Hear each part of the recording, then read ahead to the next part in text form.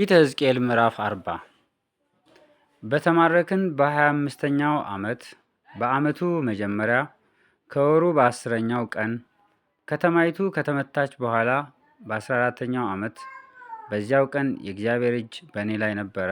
እርሱም ወደዚያ ወሰደኝ። በእግዚአብሔር ራእይ ወደ እስራኤል ምድር አመጣኝ። እጅግም በረዘመ ተራራ ላይ አኖረኝ። በዚያም ላይ በደቡብ ወገን እንደ ከተማ ሆኖ የተሰራ ነገር ነበረ። ወደዚያም አመጣኝ። እነሆም መልኩ እንደ ናስ መልክ የመሰለ አንድ ሰው በዚያ ነበረ። በእጁም የተልባ እግር ገመድና የመለኪያ ዘንግ ነበረ። እርሱም በበሩ አጠገብ ቆሞ ነበር። ሰውየውም የሰው ልጅ ሆይ ይህን አሳይህ ዘንድ አንተ ወደዚህ ተመርተሃልና በዓይንህ እይ፣ በጆሮህም ስማ፣ በማሳይህም ሁሉ ላይ ልብህን አድርግ፣ የምታየውንም ሁሉ ለእስራኤል ቤት ንገር አለኝ።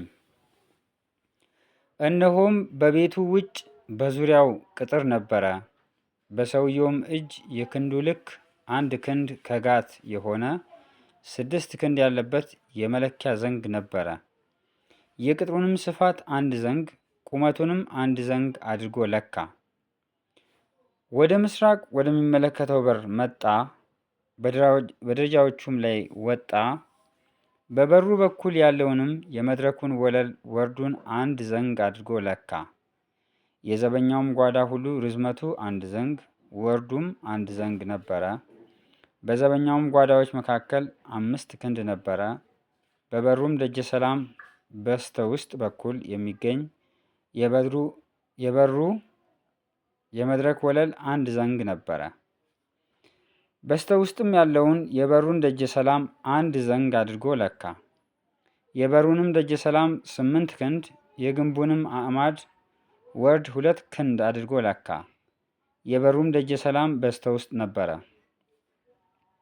የምስራቁም በር የዘበኛ ጓዳዎች በዚህ በኩል 3 በዚያም በኩል 3 ነበሩ። ለሶስቱም 1 ልክ ነበረ። የግንቡም አዕማድ ወርድ በዚህ በኩልና በዚያ በኩል 1 ልክ ነበረ። የበሩንም መግቢያ ወርድ 10 ክንድ የበሩንም ርዝመት 13 ክንድ አድርጎ ለካ። በዘበኛ ጓዳዎችም ፊት በዚህ በኩል 1 ክንድ በዚያም በኩል 1 ክንድ የሆነ ዳርቻ ነበረ።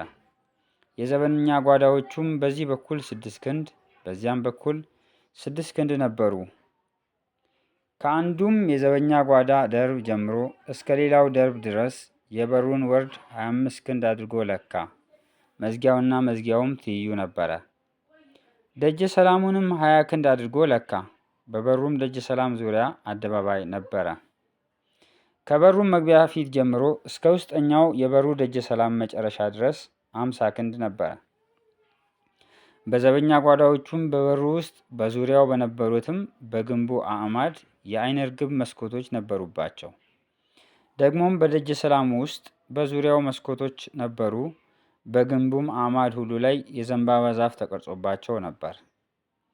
ወደ ውጭውም አደባባይ አመጣኝ። እነሆም በአደባባዩ ዙሪያ የተሰሩ ዕቃ ቤቶችና ወለል ነበሩ። በወለሉም ላይ 30 ዕቃ ቤቶች ነበሩ።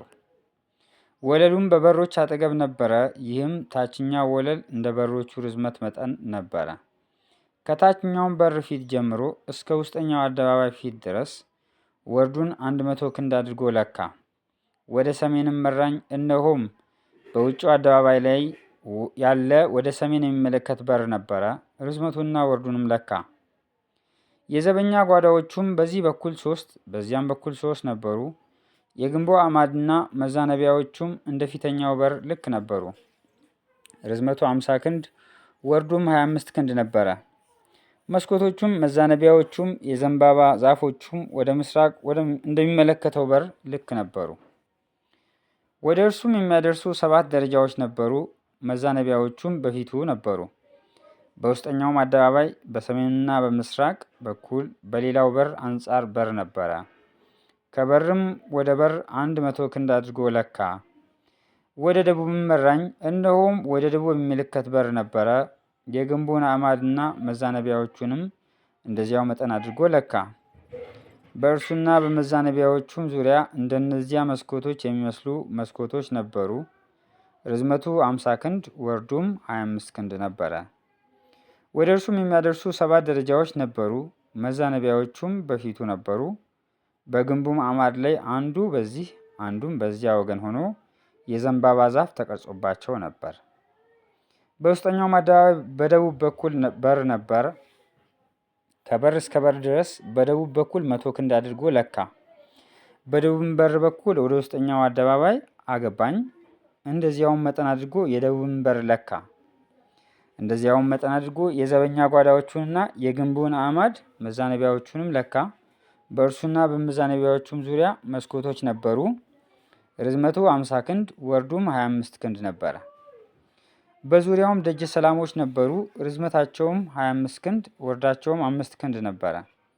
መዛነቢያዎቹም ወደ ውጭው አደባባይ ይመለከቱ ነበር። በግንቡም አዕማድ ላይ የዘንባባ ዛፍ ተቀርጾ ነበር። ወደ እርሱም የሚያደርሱ 8 ደረጃዎች ነበሩ። በውስጠኛውም አደባባይ በምስራቅ በኩል አገባኝ። እንደዚያውም መጠን በሩን ለካ። እንደዚያውም መጠን የዘበኛ ጓዳዎቹንና የግንቡን አዕማድ መዛነቢያዎቹንም ለካ። በእርሱና በመዛነቢያዎቹም ዙሪያ መስኮቶች ነበሩ። ርዝመቱም 50 ክንድ ወርዱም 25 ክንድ ነበረ። መዛነቢያዎቹም በስተ ውጭ ወዳለው አደባባይ ይመለከቱ ነበር። በግንቡም አዕማድ ላይ በዚህና በዚያ ወገን የዘንባባ ዛፍ ተቀርጾ ነበር። ወደ እርሱም የሚያደርሱ 8 ደረጃዎች ነበሩት። በሰሜንም ወዳለው በር አመጣኝ። እንደዚያውም መጠን ለካው። የዘበኛ ጓዳዎቹንና የግንቡን አዕማድ መዛነቢያዎቹንም ለካ። በዙሪያውም መስኮቶች ነበሩበት። ርዝመቱም 50 ክንድ ወርዱም 25 ክንድ ነበረ። የግንቡም አዕማድ ወደ ውጭው አደባባይ ይመለከቱ ነበር። በግንቡም አዕማድ ላይ በዚህና በዚያ ወገን የዘንባባ ዛፍ ተቀርጾ ነበር። ወደ እርሱም የሚያደርሱ 8 ደረጃዎች ነበሩት። በበሮቹም በግንብ አዕማድ አጠገብ ዕቃ ቤቱና መዝጊያው ነበሩ። በዚያም የሚቃጠለውን መስዋዕት ያጥቡ ነበር። የሚቃጠለውን መስዋዕት የኃጢአቱንና የበደሉንም መስዋዕት ያርዱባቸው ዘንድ በበሩ ደጀ ሰላም በዚህ ወገን 2 ገበታዎች በዚያም ወገን 2 ገበታዎች ነበሩ። በሰሜን በኩል ባለው በር በስተ ውጭው በመወጣጫው ደረጃዎች አጠገብ በአንድ ወገን 2 ገበታዎች ነበሩ። በሌላውም ወገን በበሩ ደጀ ሰላም በኩል 2 ገበታዎች ነበሩ። በበሩ አጠገብ በዚህ ወገን 4 ገበታዎች በዚያም ወገን 4 ገበታዎች ነበሩ። መስዋዕት የሚያርዱባቸው ገበታዎች 8 ነበሩ። ስለሚቃጠለው መስዋዕት ርዝመታቸው ክንድ ተኩል ወርዳቸውም ክንድ ተኩል ቁመታቸውም 1 ክንድ የሆኑ የሚቃጠለውን መስዋዕት እና ሌላ መስዋዕቱን የሚያርዱበትን ዕቃ ያኖሩባቸው ዘንድ ከተጠረበ ድንጋይ የተሰሩ 4 ገበታዎች ነበሩ። በዙሪያውም 1 ጋት የሆነ ክፈፍ ወደ ውስጥ ተቀልብሶ ነበር። በገበታዎቹም ላይ የቁርባኑ ስጋ ነበረባቸው። ወደ ውስጠኛውም አደባባይ አገባኝ። እነሆም 2 ቤቶች ነበሩ። አንዱ ወደ ሰሜን በሚመለከት በር አጠገብ ነበረ። መግቢያውም ወደ ደቡብ የሚመለከት ነበር። ሌላውም ወደ ደቡብ በሚመለከተው በር አጠገብ ነበረ። መግቢያውም ወደ ሰሜን ይመለከት ነበር። ሰውየውም ይህ ወደ ደቡብ የሚመለከት ቤት ለማገልገል ለሚተጉ ካህናት ነው። ወደ ሰሜንም የሚመለከተው ቤት መሰዊያውን ለማገልገል ለሚተጉ ካህናት ነው። እነዚህ ከሌዊ ልጆች መካከል ያገለግሉት ዘንድ ወደ እግዚአብሔር የሚቀርቡ የሳዶቅ ልጆች ናቸው አለኝ። አደባባዩንም በ4 ማዕዘኑ ርዝመቱን 100 ክንድ ወርዱንም 100 ክንድ አድርጎ ለካ። መሰዊያውም በቤቱ ፊት ነበረ። ወደ ቤቱም ደጀ ሰላም አመጣኝ። የደጀ ሰላሙንም የግንብ አዕማድ ወርድ በዚህ ወገን 5 ክንድ በዚያም ወገን 5 ክንድ አድርጎ ለካ። የበሩም ወርድ 14 ክንድ ነበረ። በበሩም በዚህ ወገንና በዚያ ወገን የነበሩት ግንቦች 3 ክንድ ነበሩ። የደጀ ሰላሙም ርዝመት 20 ክንድ ወርዱም 12 ክንድ ነበረ። ወደ እርሱም የሚያደርሱ 10 ደረጃዎች ነበሩ። አንድ በዚህ ወገን አንድም በዚያ ወገን ሆነው በመቃኖቹ አጠገብ የግንብ አዕማድ ነበሩ።